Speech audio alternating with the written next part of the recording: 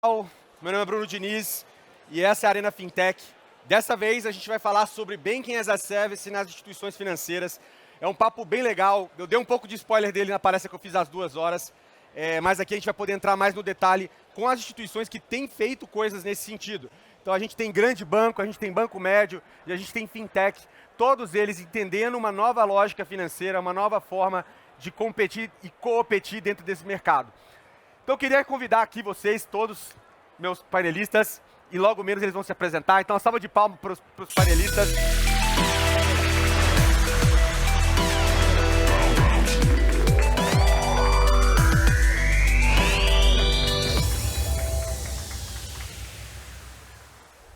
Maravilha, pessoal. Antes de mais nada, obrigado aqui pela presença. Acho que esse painel vai ser bem interessante e acho que a gente tentar trazer um pouco dessa visão de quem na prática está fazendo esse movimento, né? Então, para começar, eu gosto sempre de pegar aquela apresentação curta de cada um de vocês, para o pessoal conhecer vocês melhor. Por favor, começando com a Irene. Todo mundo me ouvindo aqui? Só testando, 1, 2, 3, ok. Então, primeiro, Bruno, obrigada pelo convite. Prazerzaço aqui estar com esse time de peso, painel de peso, parceiros, inclusive. Bom, sou Irene Romão, sou formada em tecnologia pela FATEC, fiz especialização em finanças pela FIA. Estou há 18 anos aqui no mercado financeiro, principalmente no cash. Vou falar um pouquinho minha idade, né? Na época do Banespa, e há 13 anos estou no Banco BV. Nessa jornada do BV, passei pela área de operações, produtos, canais, clientes, e hoje eu lidero o time de Cash e Banking as a Service, atendendo aí a jornada de clientes corporate, large corporate, middle, e nos últimos 4 anos, fintechs e startups. Maravilha, muito obrigado. Fernando Granzieira, por favor. Bom, muito obrigado pelo convite. Está todo mundo me ouvindo?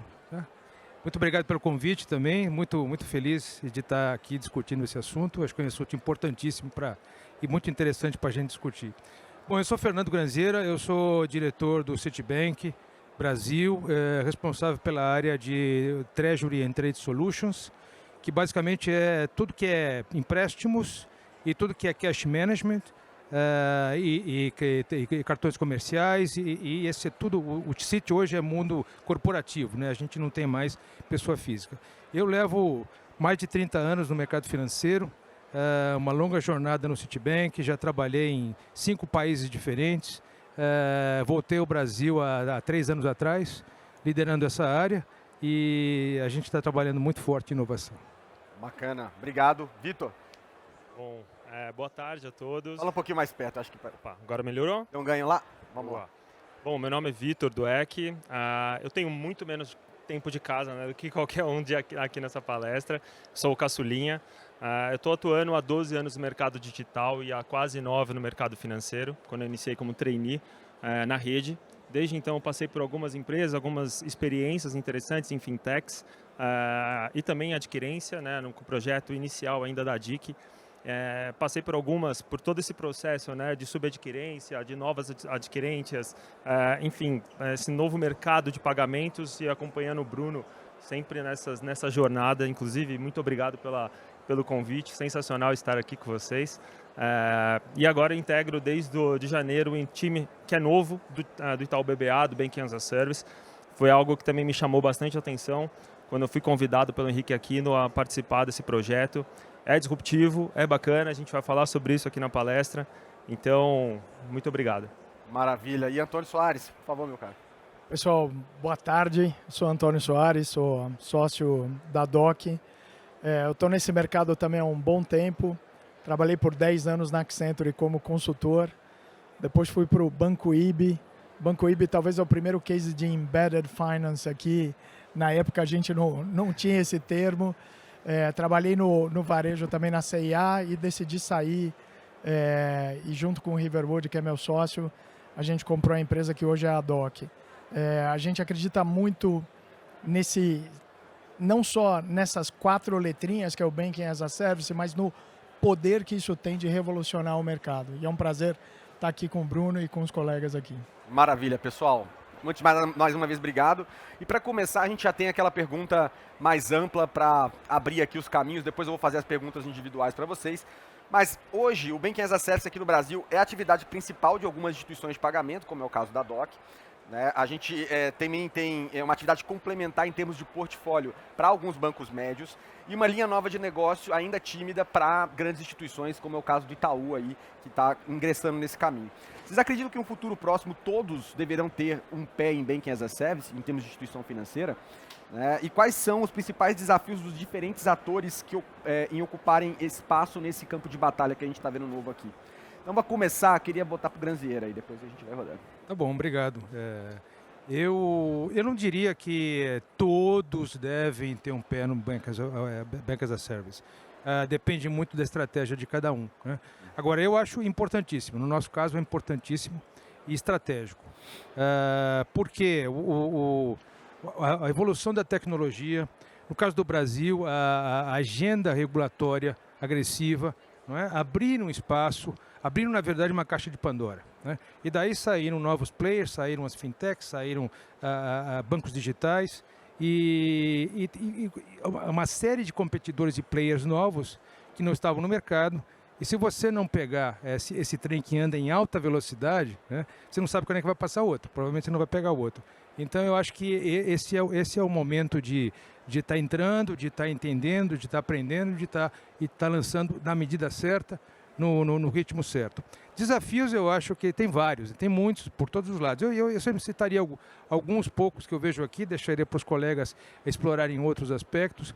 Eu acho que a questão regulatória é muito importante e é um desafio. Hoje ela é favorável a isso, porque ela orienta o mercado a que seja muito mais competitivo, né? E a entrada de novos players. Eu acho que um outro desafio que me preocupa muito é a questão de fraudes e controles em geral, know your customer e a questão de anti-money laundering e toda essa questão de controles. Acho que isso também é uma questão fundamental a ser vista. Eu deixo para os colegas outros desafios, certamente eles têm outra perspectiva. Maravilha. Dweck, o que você acha aí? Que todo mundo vai ter um pé em Banking as a Service e quais são esses desafios dos diferentes atores para ocupar um espaço nesse campo de batalha aí, cara? Na minha opinião, sim.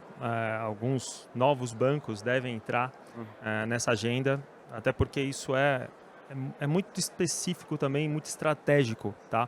Para os bancos estarem mais próximos dos seus clientes. Né? Hoje, por exemplo, dentro do portfólio, dentro do Itaú BBA, nós já estamos dentro do ecossistema do cliente. Então, quanto mais nós estivermos nas agendas deles, melhor. E a gente tem visto que isso é extremamente relevante também no dia a dia. Tá? Então, sim, eu acredito que teremos muitas evoluções, teremos novos participantes e isso é extremamente saudável também. Mas existem alguns ofensores. E os ofensores principais que eu acredito, o principal ofensor que a gente vê é a questão de pessoas. Né? Tem a capacidade, tem a questão de conhecimento e a gente tem visto a dificuldade, inclusive, de outras instituições de contratação. Né? Não é só um problema de RH, mas enfim, tem alguns outros ofensores que acabam acarretando isso também. Eu concordo com o Fernando aqui dentro na questão regulatória, né? Adaptações. Né? O Banco Central ele vem com novas agendas e novos produtos e isso também exige muito capacidade de desenvolvimento. Então. Bacana. Irene, qual que é a tua visão aí? Acho que concordo com os dois, inclusive. Acho que tem espaço, principalmente para as instituições maiores, embarcarem a solução do Banking as a Service, porque os novos ramos de atividade, eles estão repensando um pouco a jornada do cliente. Será que o produto que eu tenho como core, né, ele é a única fonte de receita que eu tenho que gerar para atrair mais esse cliente e fidelizar, né? Esse tipo de cliente, ele vem buscando instituições financeiras para embarcarem a solução do financeiro, do crédito, né, dessa jornada regulatória, o que a gente conhece principalmente de fraude. Né? Então, acho que, como ele não pode desfocar do que é core, do que é foco, ele busca mais as instituições financeiras, o mercado financeiro que está mais no dia a dia, está no cerne, né, está na nossa esteira prestar esse serviço. Então, aquela questão da concorrência, né? Será que esse mercado vai gerar mais concorrente para a instituição financeira? Não, eu tenho muito mais cliente trazendo o onboarding financeiro, né? Falam que, num futuro não muito distante, todo mundo terá essa jornada financeira, né? Seja ela num produto B2C ou num B2B. Então, acho que esse caminho é caminho sem volta. E a jornada do Open Bank, a jornada do Pix, vem incentivando esse espírito empreendedor que as instituições financeiras vêm buscando. E o próprio regulador dando essa chave. Né? para que a gente invista mais. E lá fora a gente tem visto cada vez mais instituições de diferentes portes também botando o pé, né? Mas eu queria ouvir do Antônio, o que você acha, Antônio? Todo mundo vai ter pé em base e no final do dia, o que é de dificuldade que a gente tem, desafio aí para se manter vivo nesse espaço? Eu acho que todo mundo vai ter um pé em bar, sim. Cada vez mais essa questão de levar serviços financeiros para maior quantidade de pessoas. Essa é uma realidade não só do Brasil, quando a gente olha a América Latina também, esse é um cenário talvez um campo mais fértil ainda, porque vamos lembrar que o Brasil está à frente em pagamentos na América Latina, então nosso nível de inclusão financeira. E vamos olhar que a primeira onda de BaaS, né, ela foi responsável por habilitar uma série de fintechs e também por muita inclusão financeira. Hoje, qualquer um consegue abrir uma conta digital. E mais do que isso, por uma definição de um novo padrão. Todas as instituições foram para o modelo digital. Então, não importa o tamanho da instituição, você abre uma conta digital. Eu acho que o grande desafio, que é o que a gente vem falando, a gente está até falando ali fora, que é como é que você tem essa questão de, mas espera aí, eu vou concorrer com ele vai pegar meu cliente. Tem sim concorrência, mas tem colaboração. Então, o que a gente está chamando de competição. Quando você pega um mercado de BaaS, é um mercado onde você tem que olhar aquele parceiro, seja um banco médio, seja um banco grande, qual que é a fortaleza dele? Aquilo é importante. Vamos lembrar que Banking as a Service não é só conta digital e cartão de crédito. A gente está na primeira onda. A gente tem um espaço para empréstimo imobiliário, veículos. Quem sabe fazer isso bem? Então, quando você olha para esse parceiro, você tem uma intersecção que você pode olhar e falar assim, opa, peraí, isso aqui eu poderia fazer eu aqui na DOC, mas o Vitor faz isso lá no Itaú. Pô, ele faz isso melhor do que eu. Então, escolher dentro dessa intersecção aquilo que você vai trabalhar, aquilo que você vai definir como core, para mim é o maior desafio. E não cair nessa armadilha que é, vai faltar cliente para todo mundo. É o que você comentou.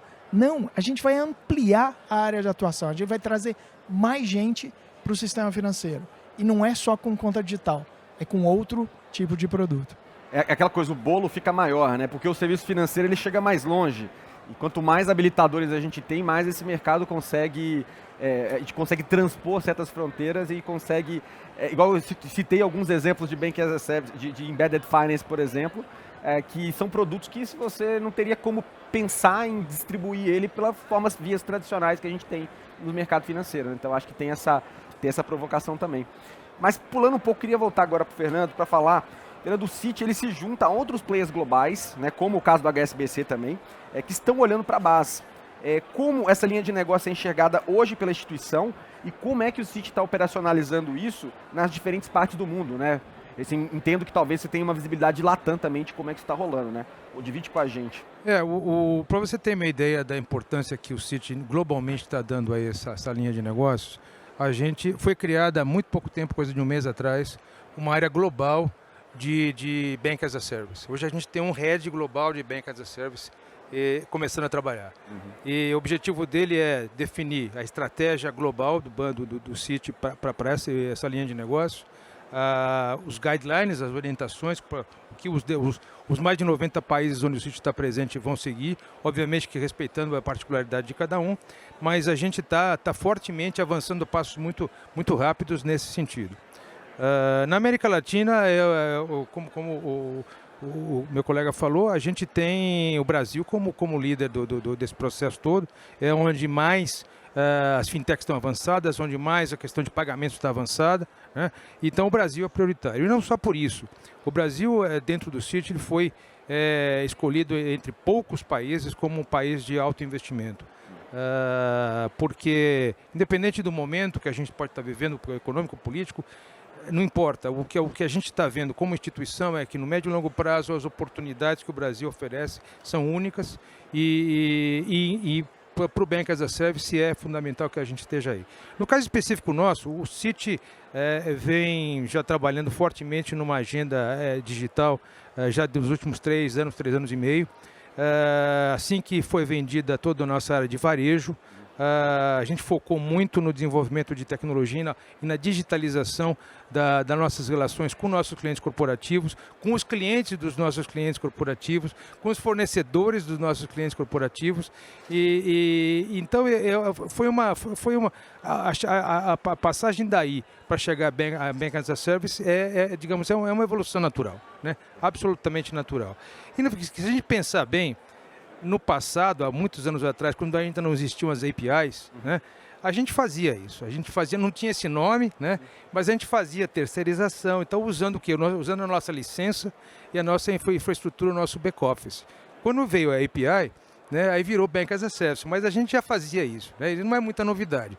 Então, essa é a linha estratégica que a gente tem e está colocando muita prioridade nisso. Tá?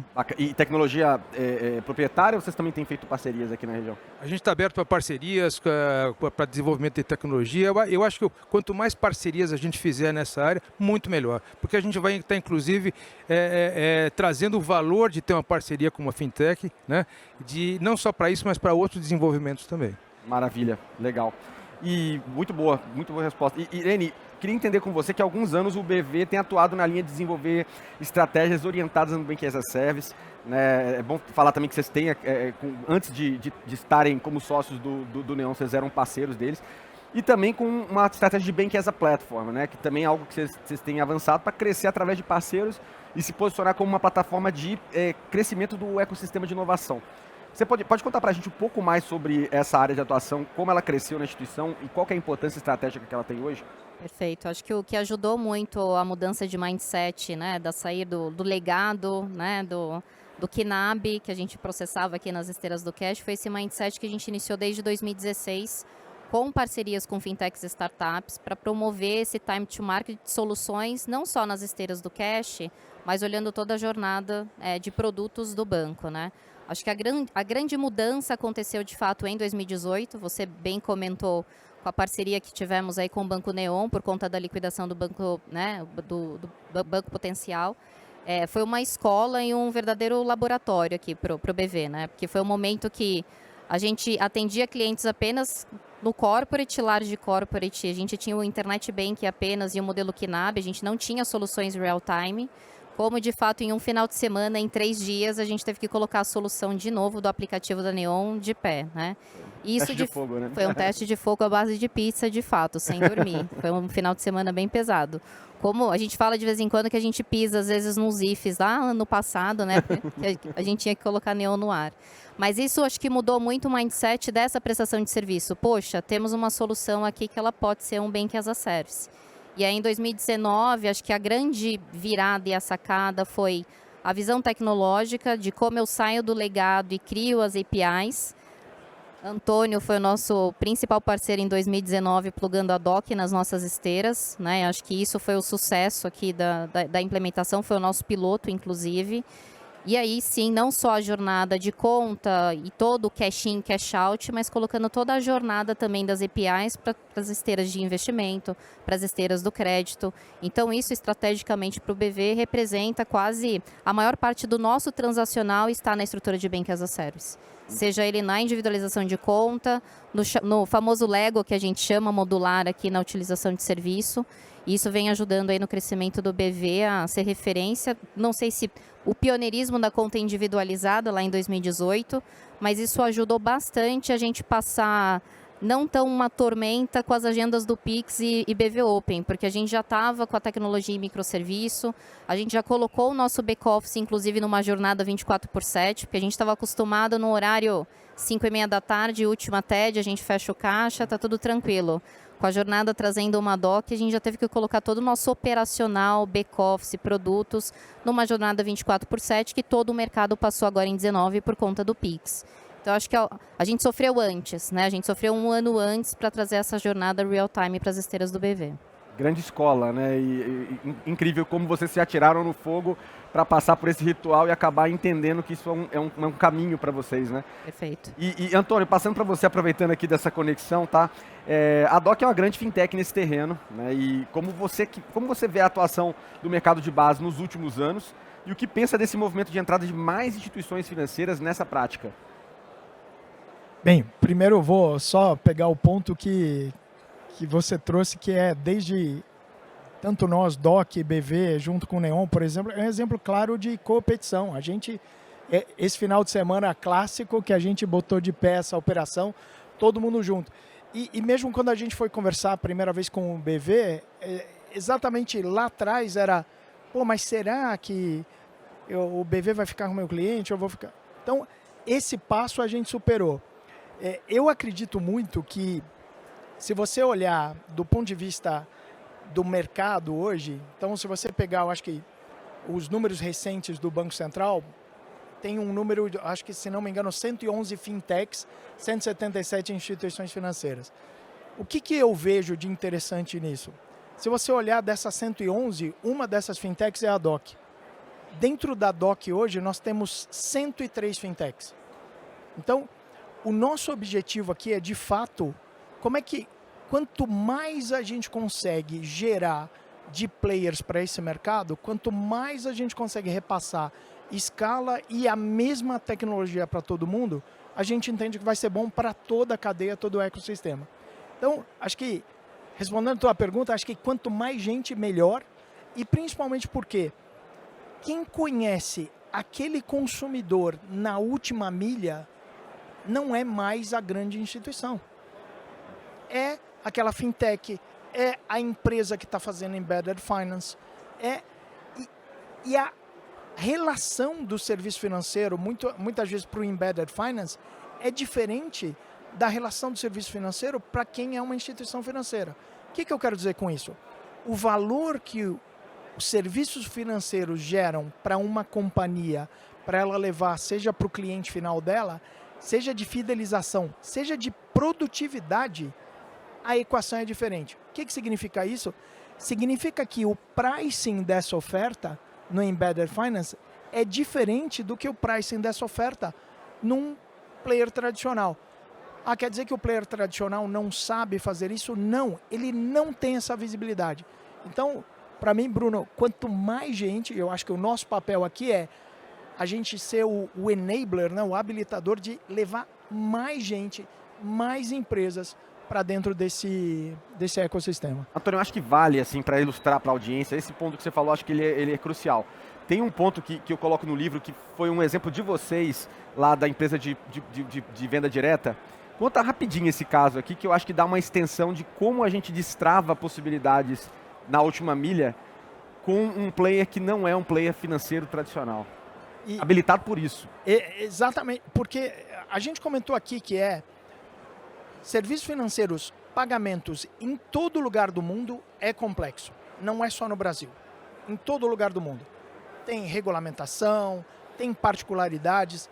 Então, o papel de você abstrair essa complexidade, que é licença com o regulador, licença com bandeira, esse tipo de integração com esses parceiros, faz com que uma empresa que tenha literalmente zero conhecimento nesse segmento consiga entrar. Esse caso específico é uma empresa de vendas diretas que conseguiu montar todo o aparato de conta digital para sua força de vendas. De cosméticos, né, no caso? De cosméticos, com 4 a 6 funcionários. Então, e interessante que isso viabiliza, inclusive, um MVP. É algo que, antigamente, você falasse dentro da empresa, vamos fazer aqui serviço financeiro. Putz, mas eu tenho que pedir uma licença. Não. E tem um paralelo, Bruno, que eu tenho feito hoje, que é, quando você olha serviços gerenciados da cloud, o que a gente está fazendo, a gente está pegando esse aparato todo e colocando de uma forma que isso está como se fosse um serviço gerenciado para o nosso cliente. Então, é facilitar, é abstrair essa parte que a gente aqui tem experiência e a gente sabe que no final do dia não é essa parte que gera o diferencial. Muito bom, muito bacana. E passando para o Vitor agora, Vitor, o Itaú foi um dos primeiros grandes bancos que ingressaram na prática do Banking as a Service. E eu queria entender como é que foi a jornada da instituição até de fato incorporar isso como uma linha de negócio, né? De que maneira as soluções de base do Itaú, o DBA, né, se encaixam nas demais soluções oferecidas pelo banco de atacado e o que difere a oferta de vocês dos demais players de mercado? Boa. O primeiro ponto foi escutando o cliente. Né? Esse é o básico. Né? A gente escutou bastante o cliente, a gente escutou bastante o mercado. Foi uma jornada um pouco complexa, sendo bem sincero, né? Mas foi algo que começou há cerca de 2 anos e meio, com alguns sponsors dentro do grupo e que compraram bastante a briga de ter uma área de Banking as a Service dentro do Itaú BBA, né? Iniciando dentro do Itaú BBA. Né? E por que dentro do Itaú BBA? Né? No ano passado a gente inaugurou uma área focada no nicho tech. E esse nicho tech, né, também foi um dos percursores para nós, para a gente olhar para o mercado como um todo e falar a gente precisa ter novos produtos financeiros e novos produtos para poder explorar com eles aqui dentro. Né? Nós estamos realmente, né, no dia a dia, a gente está no cotidiano desse cliente, seja até mesmo folha de pagamento, seja com outros. Né? E a gente começa a olhar esse ecossistema e fala assim, a gente precisa colocar novos produtos ali dentro, a gente precisa estar lá no dia a dia dele. Né? E por conta disso, né, toda essa construção, todo esse estudo foi rolando, a gente viu os players homologando novos participantes indiretos, a gente viu novos bancos surgindo junto com a DOC, junto com Matera, junto com outras demais plataformas e nos tornamos em si meio que agnósticos, né? A gente quer se tornar agnóstico também e isso é uma disrupção dentro do Itaú BBA, né? Quando a gente fala de Banking as a Service, né, falar o nome do Itaú no Banking as a Service, as pessoas se assustam e vou ser bem sincero com todos vocês. Também me assustou e também não me assustou no sentido ruim, mas no sentido bom, quando eu fui apresentado para a área em dezembro do ano passado. Né, e me chamou a atenção bastante esse ponto, porque eu acho que o Itaú tem muito a agregar. Né, com a sociedade e também tem muito a agregar com o mercado, com as empresas. E a gente tem bastante experiência com isso. Né? Nós temos uma base hoje de 57 milhões de correntistas dentro do Itaú. Né? Então, eu acho que isso é uma responsabilidade muito grande que a gente carrega, obviamente. A gente tem uma base legada gigantesca e interessantíssima. E por conta disso, a gente viu que a gente pode fazer mais. Né? E não por acaso a gente tem colocado novos produtos, né? A gente vem homologando novos participantes indiretos também no Pix, a gente vem falando de core budget digital, de pagamento de contas, a gente vem falando de demais produtos que estão entrando, inclusive do Itaú as a Service, né? Que é a nossa plataforma justamente para aquelas empresas que não possuem, né, uma questão regulatória, mas ela tem interesse, né, de entrar nesse mercado, ela já tem um estudo, uma base em visto para Banking as a Service, ela quer ter uma solução, mas a gente não pode ficar somente restrito a bancos digitais. Né? Existe um novo movimento, na verdade nem novo, nem tanto, né, de Embedded Finance. Né? Em cima de Embedded Finance a gente está falando do que? A gente está querendo modularizar o Itaú. Tá? Isso também é uma disrupção. A gente está querendo apeizar o Itaú praticamente inteiro. É o nosso sonho que eu compartilho, a gente compartilha quase todos os dias. Como é que eu vou apeizar o Itaú inteiro? Né? Como é que eu vou colocar meu canal inteiro aqui dentro de negócios, seja investimentos as a service, câmbio as a service. Né? Então, esse é um grande sonho, sendo bem sincero. Eu acho que ele está muito mais perto do que a gente acha aqui dentro. E o banco está comprado. Sendo bem sincero, muitas áreas compraram com isso. Hoje nós temos um time composto por 8 pessoas, né, um superintendente, um gerente, 6 officers, né, de Banking as a Service. E a gente tem mais de, vou te falar, cerca de 200 pessoas ou a mais dentro do banco, focadas hoje em soluções, tá? E junto com empresas também de tecnologia e parcerias que estão evoluindo também. Né? E a questão de competição, acho que o Antônio pega muito bem, né? A competição ela é muito saudável no mercado que a gente está atuando. Né? O cliente ele está aqui no centro. Né? E se a gente fala de Open Finance, por exemplo, o cliente que está no centro. Né? E ele que vai escolher. E toda essa parte de APIização, a API Economy que a gente está vivendo hoje, né? Plugável, integrável e agora com Open Finance é mais uma peça que torna isso nativo e algo que, enfim, todos vão ter que acabar passando por essa jornada, né? Pessoal, para poder tentar provocar, eu tenho mais algumas perguntas, mas eu gosto de aproveitar a interação, tem bastante gente vendo aqui. Se alguém tem alguma pergunta, levanta a mão que a gente vai levar o microfone, tá? A gente vai ter talvez 2 perguntas para fazer. Ali. Vamos fazer esse microfone chegar lá. Se tiver mais uma, levanta que a gente põe na fila, tá? Então já tem, depois, boa. Que eu acho que vale. E pessoal, o que você, só bem rapidamente antes dessa pergunta, o que vocês dizem de quando a instituição talvez tenha medo de perder um protagonismo ali num relacionamento? Assim? O que você diria aí, Antônio? Vou jogar na bola sua aí, cara. Você que vivenciou tudo isso e talvez já tenha até quebrado muito dessas ideias na cabeça do pessoal lá.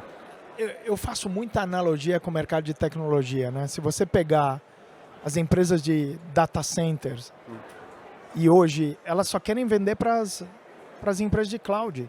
Então, assim, perder o protagonismo, como você falou, às vezes estranhar, né? Não ser agnóstico, não é um problema. Aliás, muito pelo contrário. Você ser invisível na cadeia, mas você está participando, ser agnóstico, é o grande diferencial, na minha visão. Boa. Bom ponto. Tá pronto aí? Pronto. Manda. Meu nome é Thiago Merli, sou do Banco Itaú, colega aqui, né? Tá aqui o Vitão. Uma pergunta que eu gostaria de fazer para vocês é como vocês enxergam o desafio de conexão que o BaaS vai permitir, olhando para a Web3, né? A gente vê alguns bancos já fazendo compra e venda de cripto. Como vocês conectariam com esse mundo? Principalmente, acho que vocês citaram aqui essa questão de cash in, cash out, mas olhando de uma forma um pouco mais geral, né? Como você enxerga esse desafio, né? Poxa, você está falando de um novo público, um novo ecossistema e novas barreiras, novos desafios, inclusive legais, né? Tá no horizonte alguém aqui? Se puder falar. Acho que é inevitável não entrarmos nesse assunto, né? Ainda é muito incipiente, né, pelo menos para nós aqui dentro, falar do Banking as a Service com algumas empresas de cripto, mas não é tão longe, né?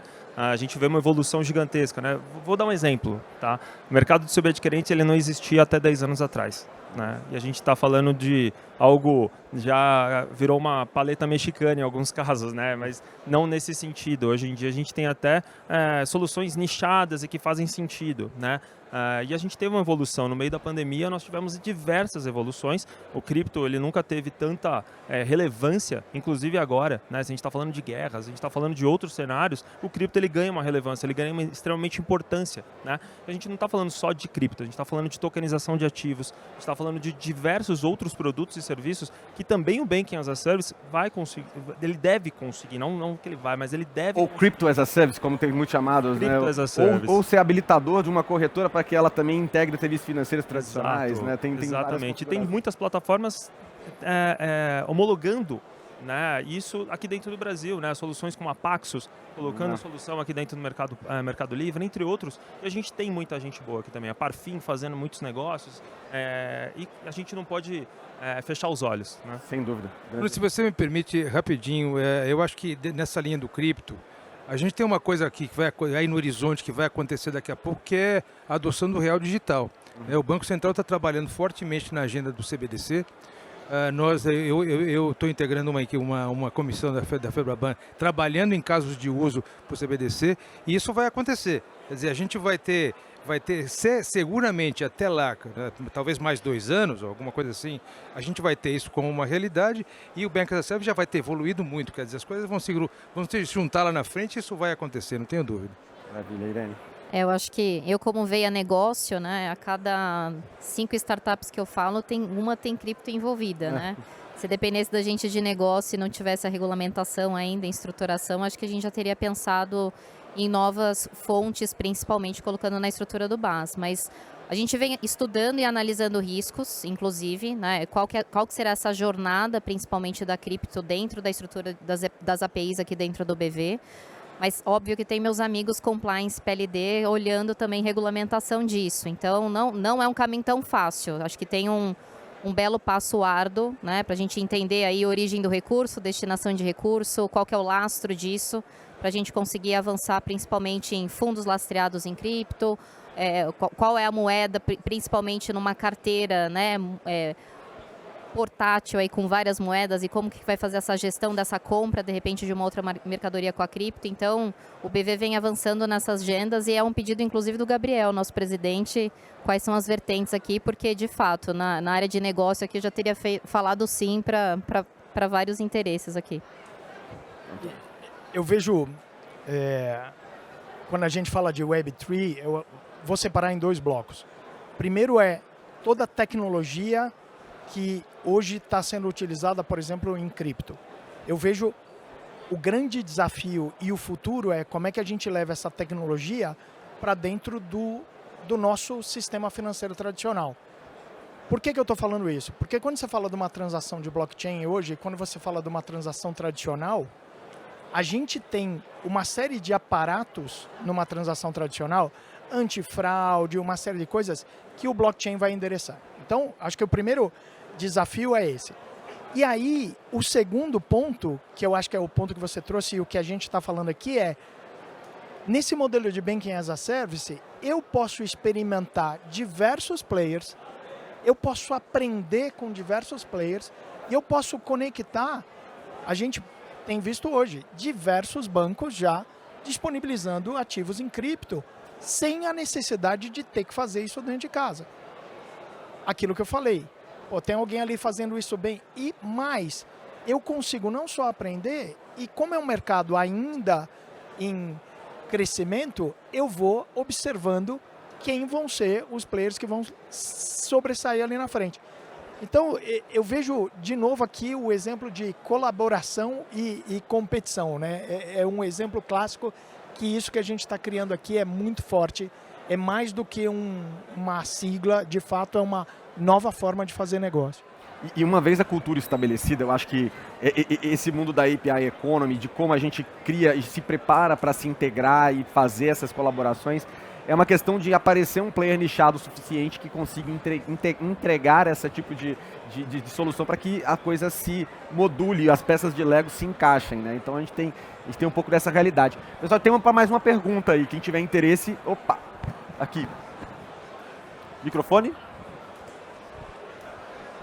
Aí, Boa tarde, pessoal. A gente fala da Via Certa, financiadora aqui. Eu queria fazer uma pergunta que ela está totalmente correlacionada com essa questão de cooperação.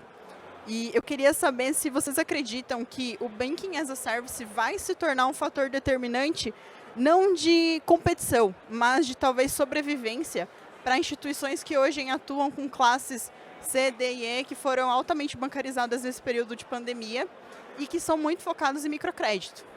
Então, a gente tem ali pequenas instituições financeiras em todo o Brasil que atuam desde o varejão até correspondentes em cidades interioranas e agora olhando para Banking as a Service. Será que esse é um fator determinante de sobrevivência ou não? Né? Pensando que a gente tem dificuldades em desenvolver pessoas, contratar pessoas para desenvolver cores bancários. Né? Qual o seu nome? Silmara. Beleza, Silmara, obrigado. Pessoal, quem quer começar? Quem quer puxar? A pergunta é complexa, mas ela é interessante, né? Porque existe um público, né? Que ele precisa ser digitalizado, né? Tem uma questão cultural, um passo anterior, né? Tem uma questão cultural aqui dentro, tem uma questão de educação financeira também, que eu acho muito importante. Quando a gente fala de crédito, existe um passo anterior a isso, que é a educação financeira. E a gente está alguns passos disso, né? A gente está nenhum passo, a gente está diversos pontos para chegar à educação financeira exatamente para toda a população. E não é só a população CDE que não tem essa educação, né? A gente está falando de toda a população brasileira realmente que entra em dívida às vezes, né? Desculpa a palavra, mas besta, né? Com um cartão de crédito, entre outros, né? Mas o público CDE, ele precisa também ter um fator de ser digitalizado, né? Ter internet para essa comunidade, né? Ter capacidade de ter um banco digital ou um banco que tenha uma atuação repleta ali para ele, né? E às vezes os bancos maiores, até mesmo o próprio Itaú, ele tem uma visão também com esse cliente, mas existe um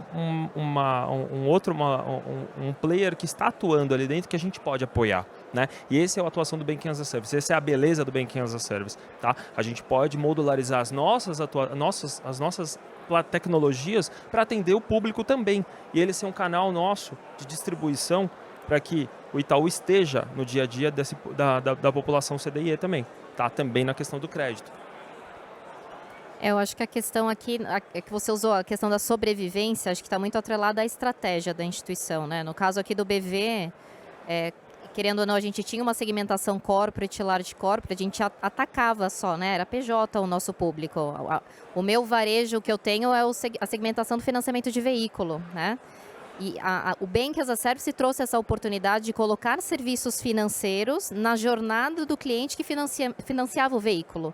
Então, no caso do BV, a digitalização, a criação de uma conta digital para o mesmo cliente que faz o financiamento de veículo foi uma condição de existência, porque é uma forma de eu conseguir reter mais o cliente e não só colocar no financiamento de veículo. Então, eu já participava de uma jornada. Eu concedi o crédito para o cliente, mas espera aí, por que eu não posso, além do cartão de crédito que eu já concedia, por que eu também não coloco uma conta digital atendendo essa segmentação que já estava numa outra jornada? E o Banco do Atacado ajudou muito o segmento do varejo nessa bancarização, porque eu tinha a minha estrutura de pagamentos de conta corrente, embarquei dentro de casa, né? Essa bancarização que eu precisei fazer numa segmentação que eu também tinha dentro do BV. Mas, ao mesmo tempo que eu atendo o meu banco digital, eu abro o caminho para atender players e parceiros como a DOC, como uma Ipiranga, por exemplo, que era um programa de pontos e colocando uma jornada, embarcando uma conta digital. Então, é uma questão de sobrevivência para o BV e virou uma estratégia. Mas tudo vai depender muito da estratégia que o negócio quer e qual que é o segmento que ele quer atuar em relação ao Bank as a Service. Eu acho que um dos benefícios para os bancos entrarem no Bank as a Service, entre outros, é o fato de eu poder estar atuando em segmentos onde eu não estou presente e não estaria presente ou pela minha estratégia, ou por uma questão de custo, ou, por exemplo, no caso do Citi, de ter saído da área de varejo, né? Mas eu posso estar atuando na área de varejo indiretamente através do Bank as a Service. Então, isso vai acontecer seguramente porque vai ter uma instituição financeira numa ponta, um intermediário numa outra ponta, nessa cadeia do Bank as a Service que vai chegar na bancarização. Eu acho que, sem dúvida nenhuma, na minha concepção, o Bank as a Service vai ser um forte contribuidor da inclusão financeira. Tony. E só tentando, eu acho que não é uma questão de simplesmente sobrevivência, eu acho que é uma questão de fato de expansão, de ampliar o escopo e, mais do que isso, ir mais longe. Ninguém melhor do que as cooperativas de crédito hoje para entender a necessidade. Olha como as cooperativas de crédito são importantes. Agora vamos parar para pensar. Será que eu poderia ter mais produtos numa cooperativa de crédito? Com certeza sim. Desde o ponto de vista de investimentos, criptoativos, financiamentos imobiliários ou de propriedade. Mas eu, como cooperativa de crédito, faz sentido eu fazer isso? Não. Vou pegar um Itaú, vou pegar um veículo com BV, vou pegar uma outra linha com... Então, perceba que esse Lego, ele vai fazer com que cada vez mais a colaboração entre todos os players, ela aumente o escopo de atuação de cada um. Como você comentou, você vai chegar no varejo, apesar de você ter saído do varejo, você vai atender o varejo através do Bank as a Service. Então é algo que realmente muda, é uma quebra total de paradigma. A gente estava falando de cripto, provavelmente há 10 anos atrás, a conversa em qualquer instituição seria quem eu vou comprar, agora é com quem que eu vou me conectar. É o que o Bruno falou do mindset. E a questão de jogar o jogo novo também. Acho que não dá para ignorar a forma para onde a gente está indo no mercado financeiro, né? A questão de sobrevivência ou não, acho que tem um componente ali de se adaptar aos tempos que a gente está. E essa forma de ver o mundo, ela faz toda a diferença. E como outra pergunta que eu gostaria de explorar com vocês, a gente sabe que todo esse movimento ele aponta para uma realidade onde a gente tem a existência de diversos ecossistemas, de fato, e uma interação múltipla de parceiros na viabilização de negócios, como a gente colocou. Independente da estratégia adotada pelas instituições para navegar esse espaço, todas deverão ser proativas, transparentes, colaborativas e abertas para poder jogar esse jogo. Como que vocês enxergam o futuro do mercado financeiro a partir do avanço do Banking as a Service, com esse movimento e as conexões dessa nova fronteira com o Open Finance e daí e destravando novas possibilidades para os consumidores e para a sociedade? Como é que vocês enxergam o futuro do mercado financeiro, talvez sobre essa ótica e talvez sobre esse mindset que a gente está vendo aí? Quem se arrisca primeiro ali? Vamos lá, Irene. Acho que o Bank as a Service a gente fala, né? Não é só a questão da conta, a questão do cash in, cash out, é o quanto que você embarca toda a jornada financeira desse cliente para que você tenha essa retenção, né? a agenda do Open Banking, ela quebra um pouco esse paradigma, né? Porque antes a instituição financeira era a dona do dado, né? Agora não. Quem é o dono do dado é o cliente. A instituição financeira se torna só o guardião. E o quanto esse dado vai conseguir abrir o nosso mindset e essa nossa visão empreendedora de novas soluções, de novas APIs. É um mercado, não só o Open Banking, mas a questão da cripto, o real digital, o metaverso olhando a jornada. Então é um caminho sem volta. É o regulador dando a varinha, inclusive, né?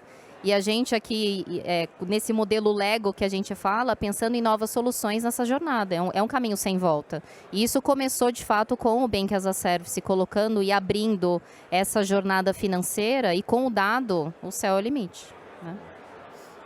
E eu acho que já foi falado um pouco isso aqui, mas acho que a evolução vai ser na construção de um ecossistema muito mais complexo do que a gente tem hoje, coberto pelo Bank as a Service. Muito mais, como já foi falado aqui, muito mais, além da conta, do Pix, do cartão de crédito. Quer dizer, envolvendo todo o universo de produtos e soluções financeiras, com o advento do real digital, trazendo mais complexidade a isso, soluções em blockchain, né? Acho que tudo isso, e a própria evolução regulatória, porque o Banco Central não vai parar por aí, né? O ritmo de inovação, de criatividade do Banco Central é bem forte. Então eu acho que isso tem tudo para, como você falou, o céu é o limite. O Banco Central está empreendendo junto com a gente, né? Ele está sendo open, ele está dando a varinha. A gente aqui tem que ser criativo e empreendedor do peixe. Exatamente. Muito bom. Dueck. E nós, como consumidores, também a gente agradece, claro, né? Não tenha dúvida disso.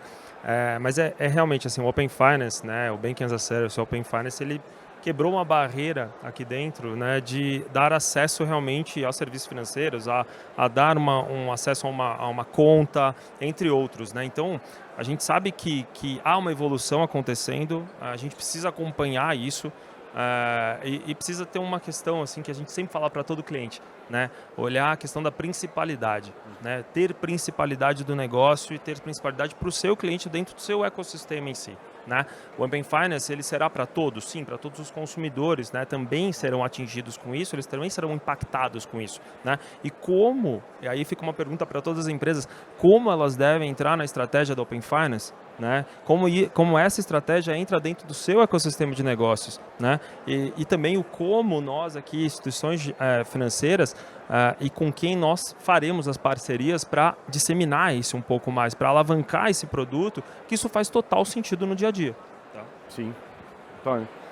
Eu acho que um ponto que você trouxe muito bem, que é o poder está na mão do consumidor hoje. Não é só com o Open Finance. E esse eixo de poder já mudou. Vamos olhar para trás, na indústria do tabaco, a indústria da bebida alcoólica, tudo isso mudou porque o consumidor está falando, eu não quero mais isso. Então, o mesmo vai acontecer com os serviços financeiros. Então, o que vai acontecer?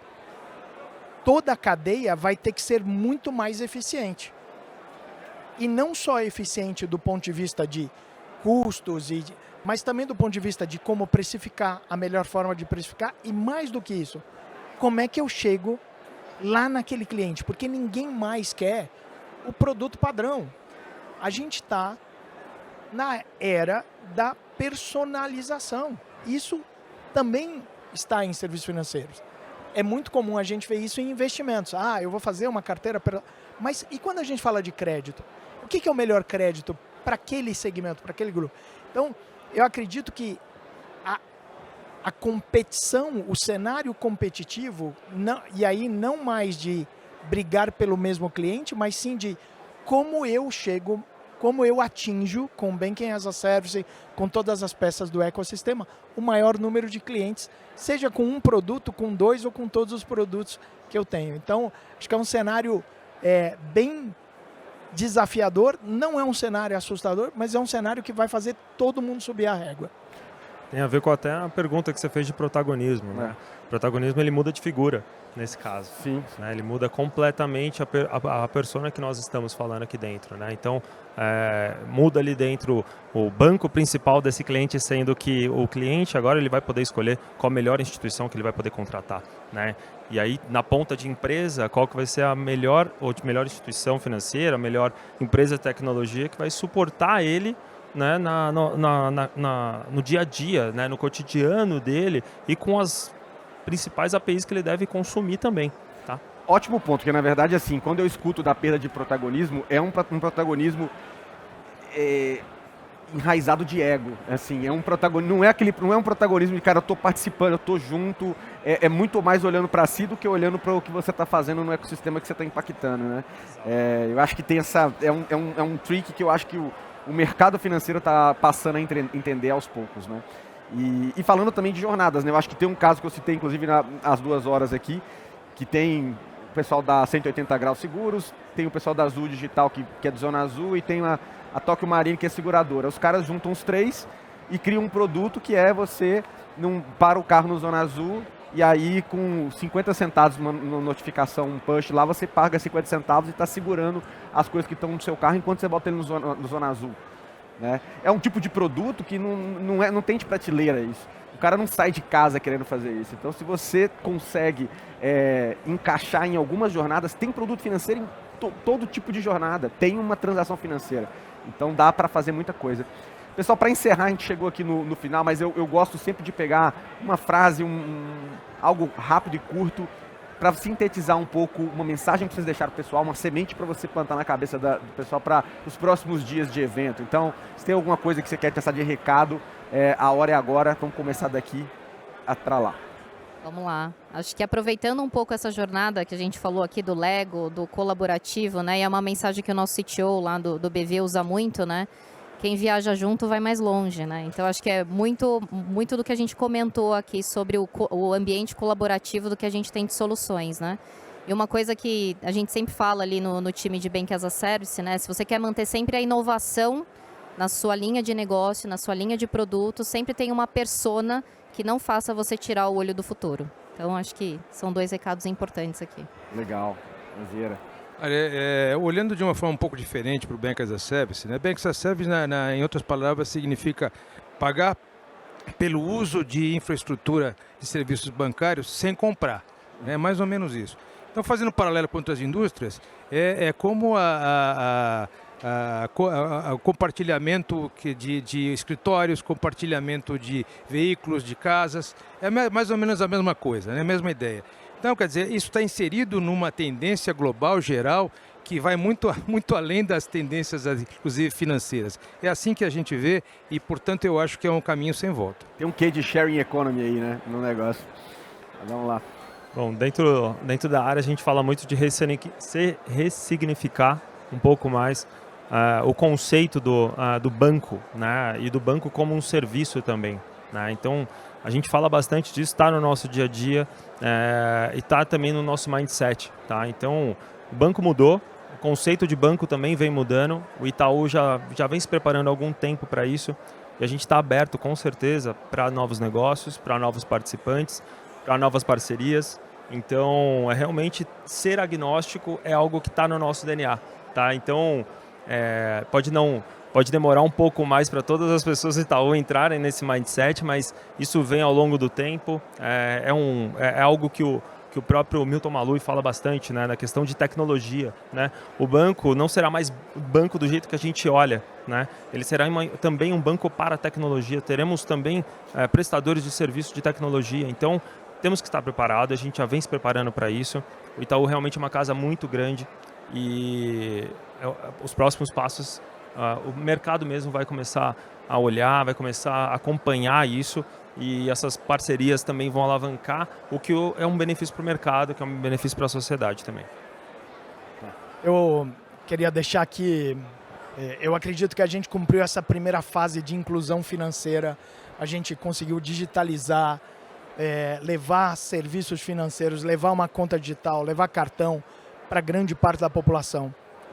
Como a gente falou aqui, o consumidor está no centro, não só na indústria de consumer goods, de produtos, mas também na indústria financeira.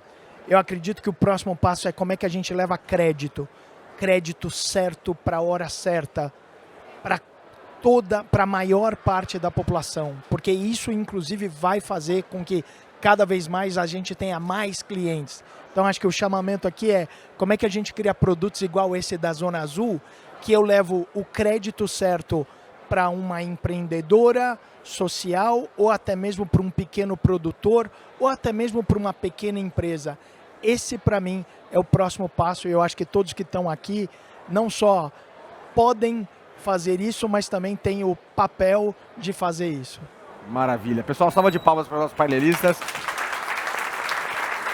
Agradeço a presença de vocês. Tem o QR Code aqui para você